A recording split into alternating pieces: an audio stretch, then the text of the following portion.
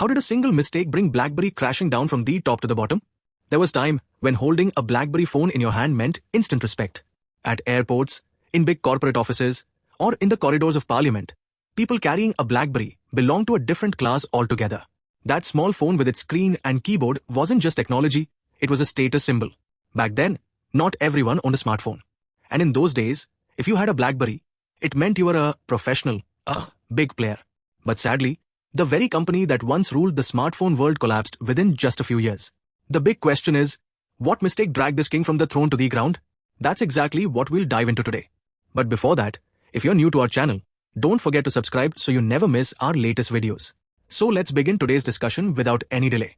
The story of BlackBerry's rise and fall is one that leaves everyone stunned. It shows us that no matter how big a company may be in the world of technology, if it fails to adapt with time, its downfall is inevitable. Once upon a time, BlackBerry had more than 16 million loyal users worldwide. But by 2016, the Sam company had completely stopped making smartphones. If you are a 90s kid, you'll surely remember the craze for BlackBerry.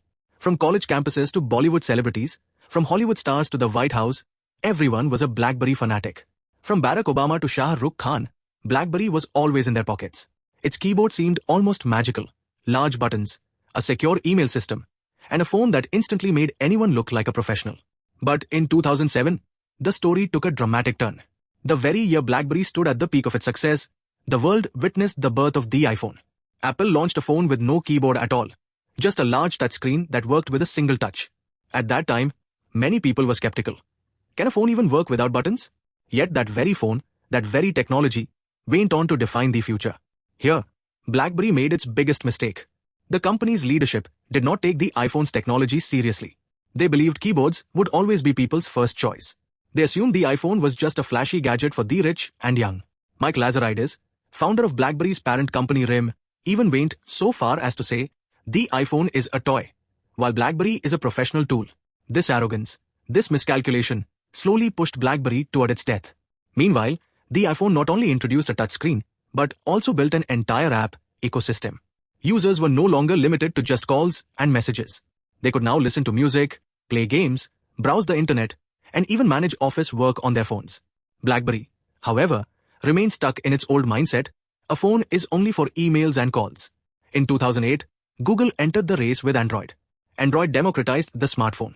Every company, Samsung, HTC, LG, Motorola, began making Android phones.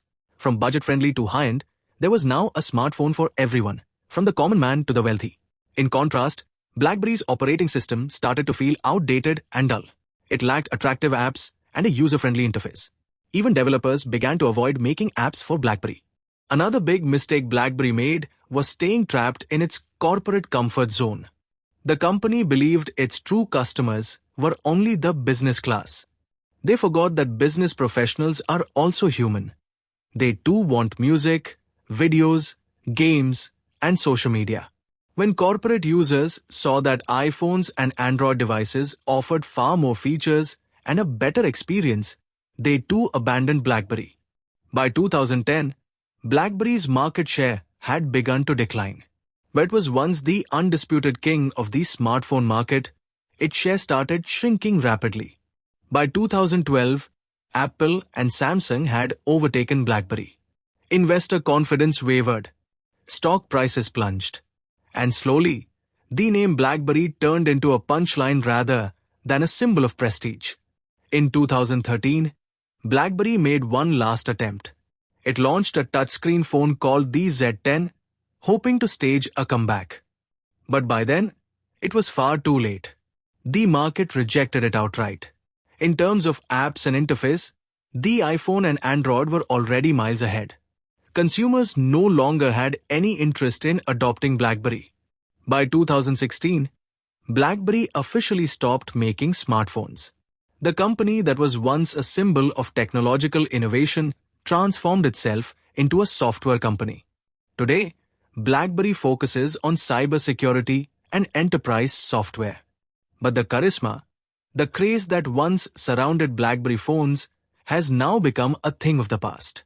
Today, in business schools, BlackBerry's story has become a case study.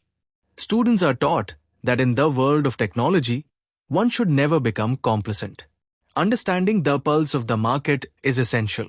Ignoring change, no matter how big you are, can destroy you. That was BlackBerry's mistake.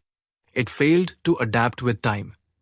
It kept relying on its old business model, while the world had already moved on. The fall of BlackBerry also teaches us that innovation must never stop. Apple and Google didn't just build new products, they built an entirely new world.